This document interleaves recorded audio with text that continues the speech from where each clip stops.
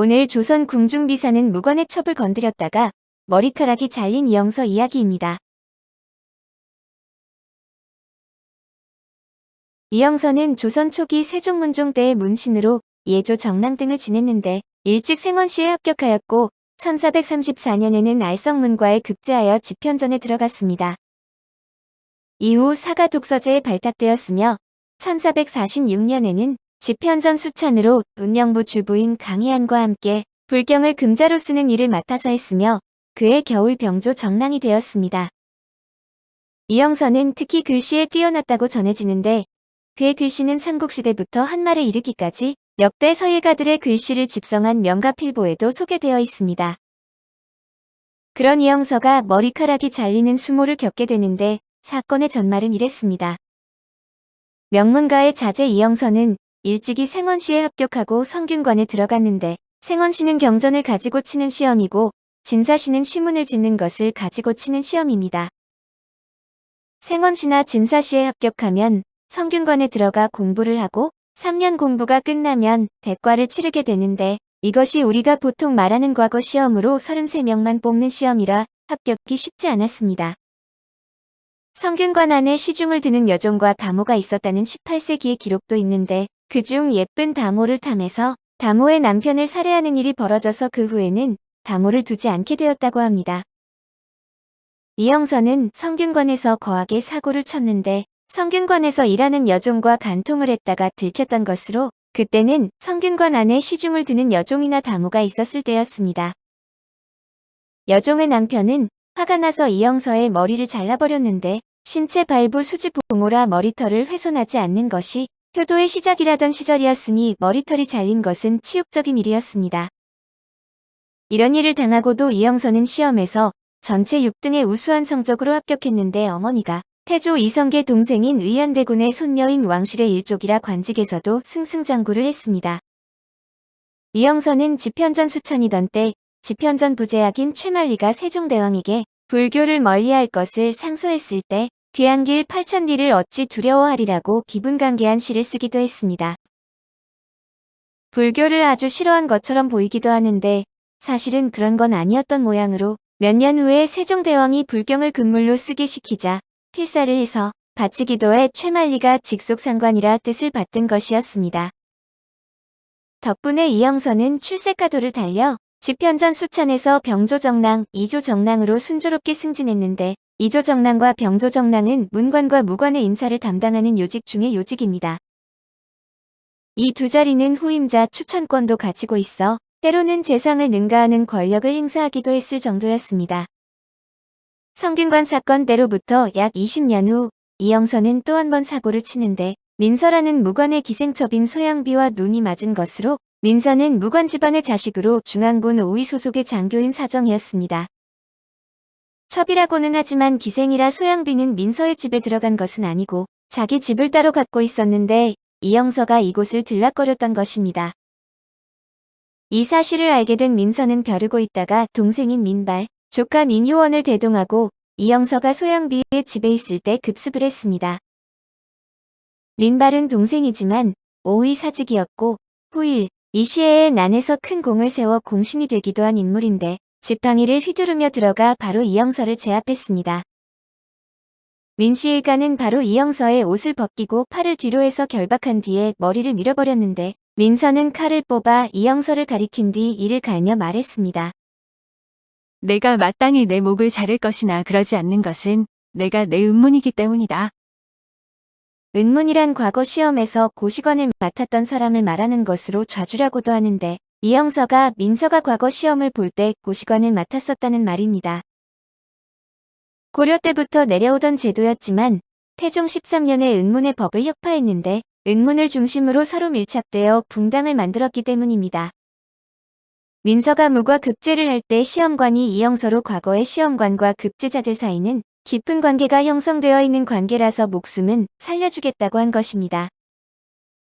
대신 민씨들은 이영서를 죽을 지경으로 두들겨 팬 뒤에 소양비와 함께 형조로 끌고 갔는데 조정의 관리가 이 참혹한 현장을 보고 만류했지만 민서가 말 위에서 눈을 부라리며 쫓아냈습니다. 형조에서는 어쩔 줄 모를 일이 발생한 셈인데 들것을 불러 이영서를 집으로 돌려보냈고 집에 도착한 이영서는 사방에 두루두루 친한 안평대군에게 중재를 부탁했습니다. 민서에게 일을 더 크게 만들지 말고 조용히 묻어두자고 전한 것이지만 분기탱천한 민서는 말을 듣지 않았고 이에 이영서도 참지 못하고 고발장을 내 세종에게까지 가게 되었습니다. 너희들이 들은 바를 말해보라. 신등이 듣기로는 이영서가 술이 취해 서영비의 집에 들어갔는데 민서가 구타한 것이라 합니다. 간음 현장에서 잡힌 것은 아닙니다. 이영서가 민서의 첩과 간통하였다면 죄가 있는 것이다. 하지만 이미 머리털을 잘랐으면 그만이지 길거리에서 결박하고 때리고 모욕을 준 것은 너무 심한 일 아닌가? 그렇습니다. 간통 현장이었다면 죽일 수 있었겠지만 그렇지 않은데 감히 조정 대신을 함부로 구타하였으니 그 죄가 큽니다. 옛말의 법은 멀고 주먹은 가깝다고 했지만 조선시대에는 통하지 않는 말로 세종은 민씨 3명을 모두 처벌했는데 이영서의 증세가 심각해 사형수에 준하여 처벌하라는 명까지 내렸습니다. 이때 병조정랑 이연로가 이영서의 집으로 병문안을 갔다가 그가 머리가 깎인 이영서의 모습을 보고 웃음을 터뜨리며 말했습니다. 자네 머리털은 정말 부추였구만. 부추는 생식력이 왕성해서 뜯어도 금방 다시 자라는데 성균관 시절에도 머리털을 잘렸는데 이번에 또 머리털을 잘린 것을 가지고 놀려먹은 것으로 이영서는 할 말이 없어서 얼굴만 빨개졌다고 합니다. 머리카락이 잘린 이영서의 이야기는 세종실록에 자세하게 나오는데 그 내용은 다음과 같습니다. 세종실록 120권 세종 30년 6월 5일 기미 첫 번째 기사 1448년명 정통 13년 이조정랑 이영서가 사정 민서의 기생을 간통한 것으로 민서가 사사로이 처벌하여 벌하다. 이조정랑 이영서가 기생 소양비에 있는 곳에 들어갔는데 이 기생은 사정 민서가 관계하는 여자이다. 서가 제9사직 민발과 조카 민효원을 데리고 지팡이를 가지고 돌입하여 영서를 결박하고 두 발을 자르고 칼로 겨누어 말하기를 내가 내 목을 끊지 않는 것은 나의 음문인 때문이다. 하고 죽을 지경이 되도록 때리고 옷을 빼앗고 뒷결박을 하여 몰고 형조에 이르렀다. 도중에서 한 조관이 말에서 내려 애절하게 청하였으나 서가 말 위에서 눈을 부라리며 욕질하여 사람이 감히 가까이 할 수 없었다. 형조에서 그 기생은 가두고 영서는 석방하니 영서가 들것을 타고 집으로 돌아갔다. 서가 묵과를 볼 때 영서가 시관으로 참여하였으므로 음문이라고 말한 것이다. 이튿날 영서의 종이 형조의 고장을 올리니 형조에서 갖추어 아뢰었다. 임금이 승지에게 묻기를 너희들의 들은 것은 어떠한가 하였다. 좌승지 조서한 등이 아뢰기를 신등이 듣기에는 영서가 술에 취하여 중로의 소양비에 있는 곳에 들어갔었는데 민서가 구타한 것이고 가늠하는 곳에서 잡은 것은 아닙니다.